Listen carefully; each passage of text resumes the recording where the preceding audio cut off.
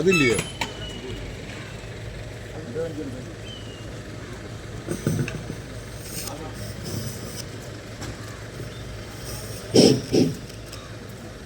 നമ്മുടെ ഇന്ന് ഈ പതാക ഉയർത്തിയ നമ്മുടെ ജ്യേഷ്ഠ സഹോദരൻ ശ്രീ രാധാകൃഷ്ണ ചേട്ടൻ അവർ, ട്രേഡ് യൂണിയൻ നേതാക്കളായ AITCയുടെ പ്രതിനിധി ശ്രീ ഫിറോസ്, CITയുടെ പ്രതിനിധി ശ്രീ വിനയൻ, അതുപോലെ നമ്മുടെ സഹപ്രവർത്തകർ, സെക്യൂരിറ്റി ജീവനക്കാർ ഉൾപ്പെടെയുള്ള സഹപ്രവർത്തകരെ, സുഹൃത്തുക്കളെ, രാജ്യവ്യാപകമായി ഇന്ന് 77ാം റിപ്പബ്ലിക് ദിനാചരണം നടന്നുകൊണ്ടിരിക്കുകയാണ്. ഈ തരത്തിലുള്ള ഓർമ്മപ്പെടുത്തൽ നമ്മുടെ രാജ്യത്ത് എന്തുകൊണ്ട് നടക്കുന്നു എന്നുള്ളതാണ് പ്രസക്തം.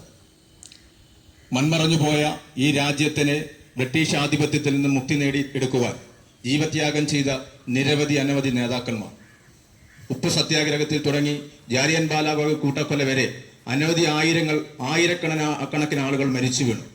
ഗാന്ധിജിയും നെഹ്റുവും സർദാർ വല്ലഭായ് പട്ടേലും ഉൾപ്പെടുന്നവർ നേതൃത്വം കൊടുത്ത സ്വാതന്ത്ര്യ സമരം, ആ സ്വാതന്ത്ര്യ സമരത്തിന്റെ സ്മരണകൾ ഉണർത്തുന്നതാണ് സ്വാതന്ത്ര്യ ദിനാഘോഷവും റിപ്പബ്ലിക് ദിനാഘോഷവും രാജ്യവ്യാപകമായി നാം ആചരിക്കുന്നത്. ഇന്ത്യൻ ഭരണഘടനയ്ക്ക് രൂപം കൊടുത്ത BR അംബേദ്കറെ ഏത് തരത്തിൽ പുകഴ്ത്തിയാൽ നമുക്ക് മാറ്റി നിർത്തുവാൻ കഴിയും? അദ്ദേഹത്തിന്റെ പാണ്ഡിത്യം, അദ്ദേഹത്തിന്റെ കഴിവ് ആണ് ഇന്ന് ഈ രാജ്യത്ത് അവശത അനുഭവിക്കുന്ന ദുർബല വിഭാഗങ്ങൾക്ക് ഏതെങ്കിലും തരത്തിൽ ഈ രാജ്യത്ത് സ്വൈര്യമായി കുറെയെങ്കിലും ജീവിക്കുവാൻ കഴിയുന്നെങ്കിൽ ഇന്ത്യൻ ഭരണഘടനയുടെ വലിപ്പം തന്നെയാണ്. ലോകത്തിലെ ലിഖിതമായ ഏറ്റവും വലിയ ഭരണഘടനയാണ് ഇന്ത്യൻ ഭരണഘടന.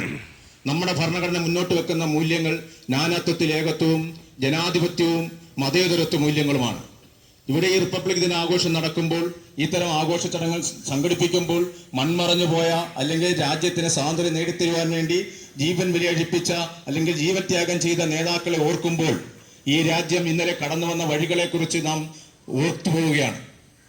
ബ്രിട്ടീഷുകാരനാൽ ചവറ്റി അരയ്ക്കപ്പെട്ട ഒരു കരിമ്പിൻ ചണ്ട് കണക്കെ വലിച്ചെറിഞ്ഞ ഇന്ത്യ മഹാരാജ്യം ഈ കാണുന്ന നിലയിലേക്ക് എത്തിച്ചേരുവാൻ, ഇവിടെ എനിക്ക് മുമ്പ് സംസാരിച്ച രാധാകൃഷ്ണ ചേട്ടൻ സൂചിപ്പിച്ചതുപോലെ ധവള വിപ്ലവത്തിലൂടെ, ഹരിത വിപ്ലവത്തിലൂടെ, അങ്ങനെ വിവിധ പ്ലാനിംഗ് സമിതികളിലൂടെ, പ്ലാനിംഗ് കമ്മിറ്റികളുടെ നിയന്ത്രണത്തിൽ പഞ്ചവത്സര പദ്ധതികളിലൂടെയാണ് ഈ രാജ്യം, ഈ രാഷ്ട്രം ഇന്ന് കാണുന്ന അനവധി പുരോഗതികൾ കൈവരിച്ചിരിക്കുന്നത്. നമ്മൾ ഇന്ന് എത്തി നിൽക്കുന്നതോ വിവരസാങ്കേതികയുടെ വിരത്തുമ്പിലാണ്. ഇൻഫർമേഷൻ ടെക്നോളജി അങ്ങേയറ്റത്ത് നാം എത്തി നിൽക്കുന്നു. ഇവിടെയൊക്കെ എത്തി നിൽക്കുമ്പോൾ ഈ രാജ്യത്തെ ഇന്നലെ അനുഭവിച്ച യാതനകൾ കൂടി നാം ഓർത്തു പോകേണ്ടതാണെന്ന് നിങ്ങൾ ഓർമ്മിപ്പിക്കുന്നു. ഈ രാജ്യത്തിന്റെ മതേതര മൂല്യങ്ങളിൽ നിന്ന് എവിടെ എത്തി നിൽക്കുന്നു നാം ആത്മപരിശോധന നടത്തണം. പാഠപുസ്തകങ്ങളിൽ നിന്ന് പോലും ഇത്തരം ചരിത്ര പുരുഷന്മാരെ മാറ്റി നിർത്തിക്കൊണ്ട് പുതിയ തലമുറയിലേക്ക് ഇന്ത്യയുടെ ചരിത്രം കടത്തിവിടാതിരിക്കുവാനുള്ള ദുർവാശയോടുകൂടി കടന്നു പോകുന്ന ഒരു തലമുറയിലൂടെയാണ് നാം കടന്നു പോകുന്നത്.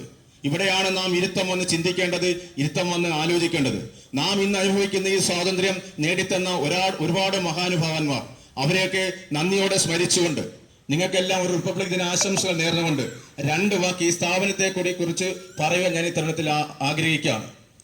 ഈ സ്ഥാപനത്തിൽ നമ്മുടെ ജീവനക്കാർ മനസ്സിലാക്കുവാൻ വേണ്ടിയിട്ടാണ്.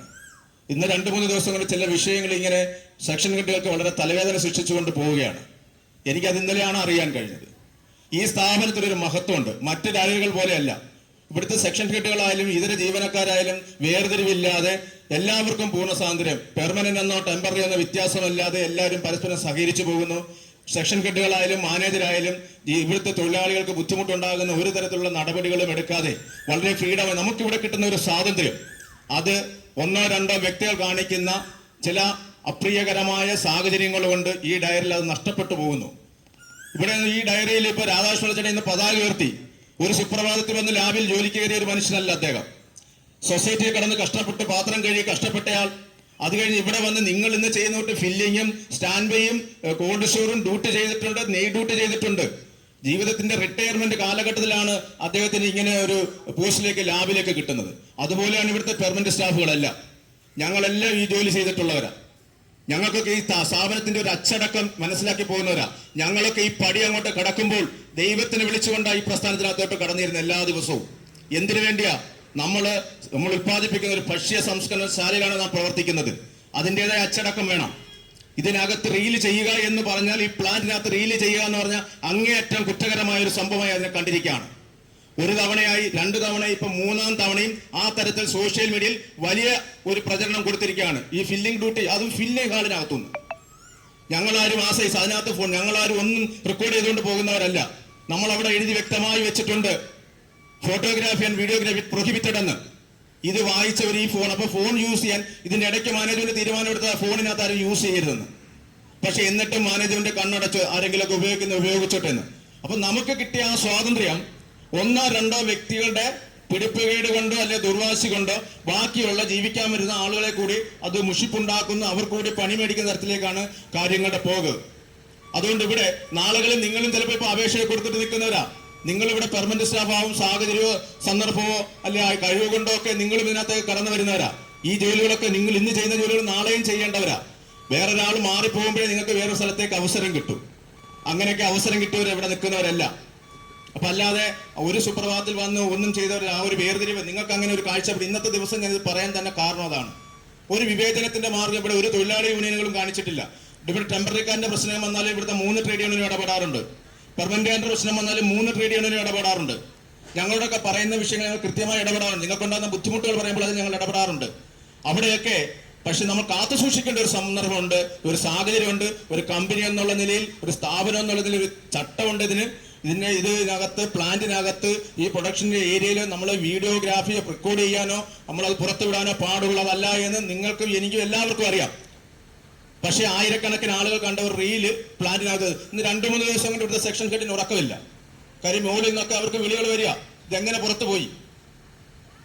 അപ്പൊ ഇതൊക്കെ അടിയന്തരമായി ശ്രദ്ധിക്കേണ്ട കാര്യം. നമ്മളൊരു സ്ഥാപനമാണ്, നമുക്ക് ഇഷ്ടംപോലെ സ്വാതന്ത്ര്യം ഈ ഗ്രൗണ്ടിനകത്ത് നമുക്ക് കിട്ടുന്നുണ്ട്. അതൊക്കെ മിസ്യൂസ് ചെയ്ത് 1, 2, 3 വ്യക്തികൾ കാണിക്കുന്ന ആ നെറിയേടിന്റെ പേരിൽ ബാക്കിയുള്ള ആളുകൾക്ക് കൂടി അത് പേരുദോഷം ഉണ്ടാകുന്ന സാഹചര്യമുണ്ട്.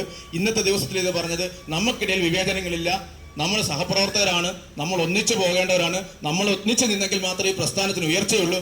ഇത് നമ്മുടെ അന്നമാണ്, നമുക്ക് ജീവിക്കേണ്ടതാണ്. ഇനി ഒരു തലമുറ, അടുത്തൊരു തലമുറ വന്നാൽ ഈ പ്രസ്ഥാനം ഇവിടെ ഉണ്ടാകണം. ആ ഒരു കാഴ്ചപ്പാടിൽ നമുക്ക് ഒരുമയോടെ മുന്നോട്ട് പോകണമെന്ന് പ്രാർത്ഥിച്ചുകൊണ്ടും ആഗ്രഹിച്ചുകൊണ്ടും നിങ്ങൾക്കൊക്കെ ദൈവാനുഗ്രഹം ഉണ്ടാകണമെന്ന് പ്രാർത്ഥിച്ചുകൊണ്ട് എല്ലാവർക്കും ഒരിക്കൽ കൂടി റിപ്പബ്ലിക് ദിന ആശംസകൾ.